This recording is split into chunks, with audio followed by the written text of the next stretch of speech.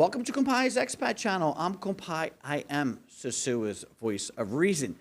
This video, by nature, the subject matter is going to be confrontational. Not that I want to be confrontational with this subject matter, but just the nature of the video that I'm going to share is confrontational. I don't have a dog in this fight.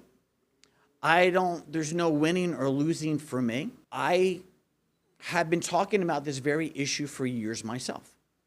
I've said it needs to stop. I said it's wrong. I'm an old school guy. I'm 58.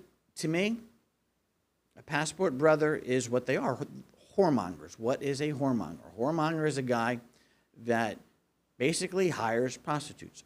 Well, the term's softened over time, especially down here in Susua. There were whoremongers back when I got here. That's what we called them. That's what was the accepted norm. Then it became sex tourist. And then the African-American community did a brilliant job of rebranding that. They did a great job. They took the term sex tourist, they made it their own, they branded it, they marketed the snot out of it, and they profited from it. They did a really good job in that nature. But they kept it to themselves as far as that definition. And as I listen to this and I play for you this video, I'm going to do a reaction video on it. It's specifically about black men's travel. So by its name alone, it is a black only group. And we all know for years that there's been black only WhatsApp groups, black only Facebook groups. So we've known they existed. And I've said in many videos before over the last 2 years, there are white guys in there that basically say what's being said in there. It's not a secret. I've talked about the videos being shared. I've talked about the guys who are accepting money to share women's contact information. There's guys that are profiting from sharing of videos. Everybody knows what's been going on for years in these specific groups. Something happened in Colombia where this content creator directly against what is happening in these groups. You got to watch this video to the end because I come at it from a different angle. I don't come at it from I'm offended. I don't come at it from I have an axe to grind. I come at it from what's going to be the repercussions for the people in these groups. The first thing I did was my own research. And then with that research that I took, I contacted my lawyer and I said, hey, is this correct? Is this how it will go? And he pretty much said, yeah, this is pretty much, your information is correct. Can't guarantee the authorities will do that. But at the end of the video, I will get into what I believe is going to be the outcome of this. Unfortunately, in many countries, there's been a pushback against the overt behavior. So we're still have Operation Atlantico here. It's scaled down, in my opinion. We don't have as many police on the streets, but it's not stopping. It's slowing down. Colombia, they're doing their things. I've had guys tell me Brazil is doing their things. I don't know, but if they are doing things in Brazil, put it in the comments down below. And guys, if you're an attorney and when I get into the legal side of it, if there's something that needs to be corrected, please put it in the comment section down below. Because guys, I just kind of see this just coming to a head. I just see the behavior and the outright in your face. I just see the rejection in 2026 is just getting to a level that has to be acknowledged. I'm not here to take a moral stand. I didn't come down here for the pay-for-play situation. I came down here specifically to change my life. But at the same time, nobody's referring to me as St. John. You know, I know what goes on here. I'm a guy. I'm not in a position to take the moral high ground on this. but I've spoken enough about how it should be treated and how it should be handled. And let's get into this actual video. Passport bros are coming into places like Medellin, Cartagena, and Latin America and committing federal crimes. It is illegal for you to secretly film a woman without her knowledge while you're having sex with her and then distribute that content in WhatsApp groups. Here recently, someone came to me with something disturbing where they showed me men, passport bros, are in a WhatsApp group where they are sharing sexual content with each other, where they have secretly filmed escorts, women that they hired, right? They secretly film them having sex with them and they are sharing it in a group. I asked the question, is it illegal to video someone having sex without their knowledge? Short answer, yes. In the US and most countries, it's illegal. Now, it's considered non-consensual recording or voyeurism / invasion of privacy. It's a crime in all 50 US states plus most other countries. Why is it illegal? People have a reasonable expectation of privacy in bedrooms, bathrooms, hotel rooms. Recording sex without consent violates that law.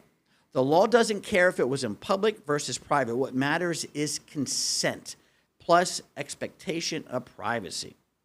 All right, but that's US, right? So the next question I asked, what if it is with a sex worker in Colombia? Because that's where we're talking about. We're talking specifically about Medellin in this video. And the answer is still illegal, even with a sex worker in Colombia. Consent to sex, consent to record. That's true everywhere, including Colombia. Now let's talk about how Colombia handles it. Everyone has a right to privacy, personal intimacy. Secret recording of sexual acts violates Constitution Article 15+21. It also violates Law 599. Pornograph with persons. Recording someone's sexual intimate activities without consent can be prosecuted. If you share, distribute it, penalties get harsher. So what we're saying is it breaks the law just recording it, but you're breaking other laws if you share it. Now, that also talks about prostitution is legal in Colombia for adults, but there's no exception in the law that lets you record a sex worker without permission. They still have the same rights to privacy. So just because you're paying for a sexual act doesn't give you the right to record it. That woman still has her right to privacy. And I think that's where a lot of people got into trouble. Key points. A sex worker doesn't remove privacy rights. Colombian law protects everyone's intimacy regardless of profession. What happens in private makes it worse, not better. People have a higher expectation of privacy in hotel rooms and private spaces. Sharing it separates the crime. If you send it to anyone, post it, or threaten to share it, that's pornography with no consent. And Colombian police do prosecute it. And I'm not talking about a picture or two. I'm talking about video after video after video, scrolling forever, right? With so much content, it's not even funny. Women that have no idea that they are being shared like prizes and trophy amongst groups of men. Groups of men who say that they are not part of the problem right now. That the country's deporting people, changing things around immigration is not because of the passport bros. Well, that there's only a few bad actors. Well, this group has hundreds of people in it. That's a lot more than a few, BMT. This is where I said in the beginning of the video, BMT is Black Men's Travel.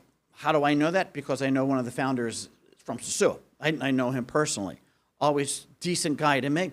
But this is part of his social media content business. My goal isn't to make it a racial thing, but when you say this is a Black men's only group and it's a Black men's only Facebook group and WhatsApp group and this is who we promote our business to, you can't separate that. It is what it is. Right, and tell me, right, when did become secretly filming someone become okay? And for the guys that are doing it, we got all your information. We got your names, got your phone numbers.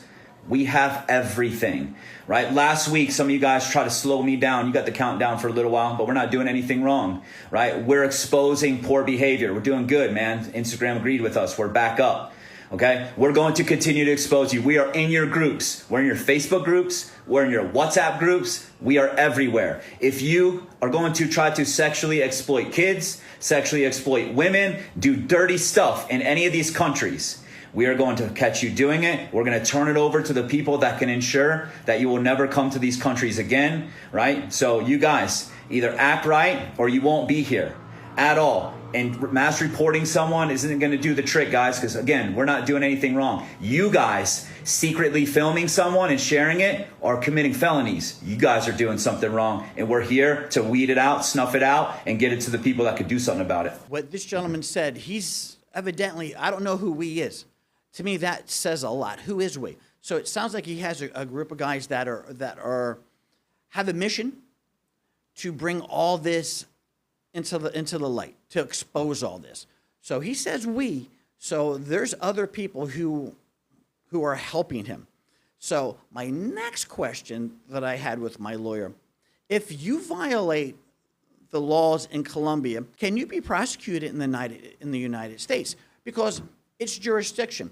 If you listen to any of my videos where I talk about child support's based on jurisdiction. Well, let's find out who holds the jurisdiction if you commit this crime in Colombia. Can the United States pull jurisdiction and hold you accountable? Yes, you can be prosecuted in the United States for recording sex without consent in Colombia, depending on the details. The U.S. can claim jurisdiction even if the act happens overseas. Here's how.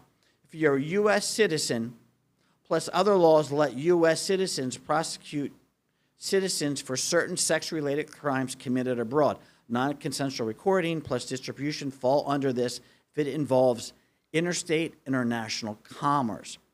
If the video is shared, uploaded, sexual exploitation of children, absolutely. There's no jurisdiction when it comes to child porn and underage sex with minors.